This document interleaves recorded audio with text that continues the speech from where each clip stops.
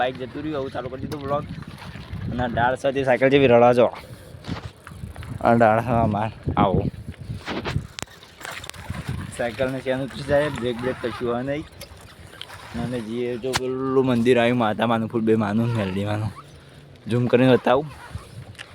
જોઈ લીધું છે મેદાન છે મંદિર જેની પ્રાણ પ્રતિષ્ઠા હતી. મોટો આ ચેનલમાં ભાગ આવેલો જસ ખરવડા આવ્યો